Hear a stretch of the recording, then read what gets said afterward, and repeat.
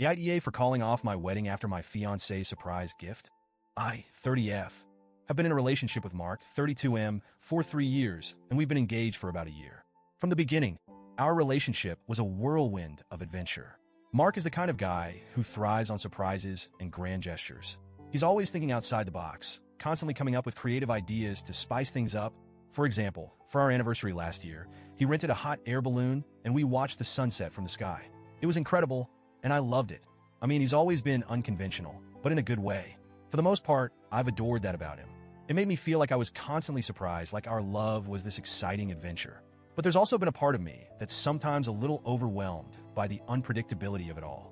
There's a fine line between spontaneity and a lack of consideration, and I found myself on the other side of that line more than once.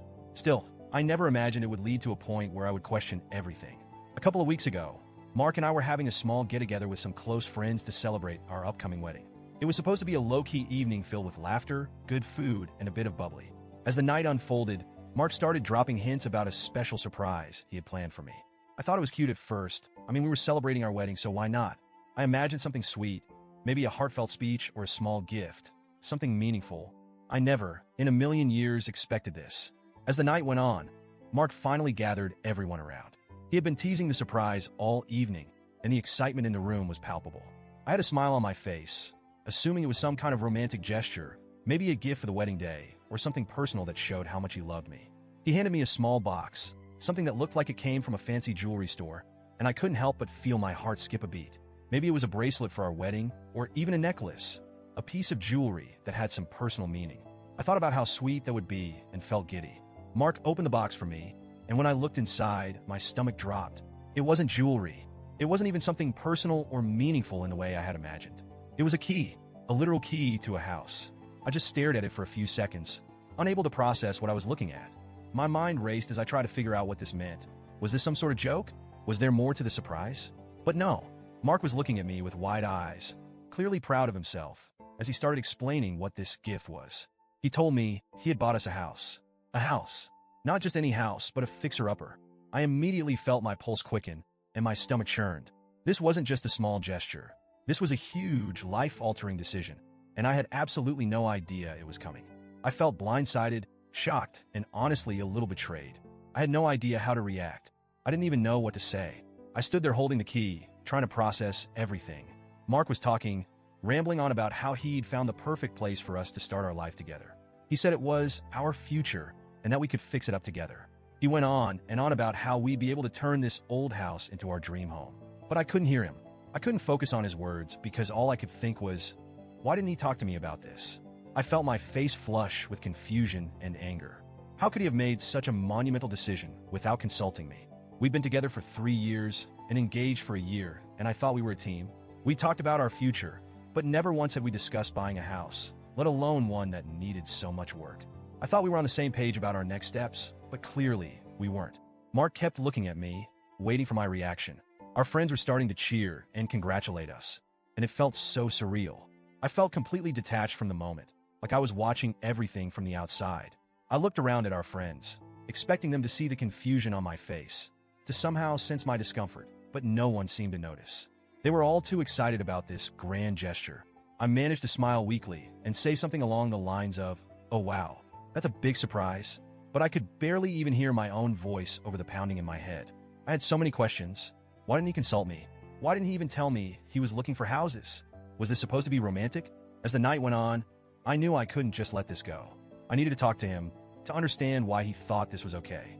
We slipped away from the party, and I tried to keep my emotions in check, but it was impossible. As soon as we were outside, I let him have it. I told him I was hurt. I told him I felt betrayed. I explained that it wasn't the house itself that upset me. It was the fact that he made such a huge decision on his own. That's a decision that should be made together.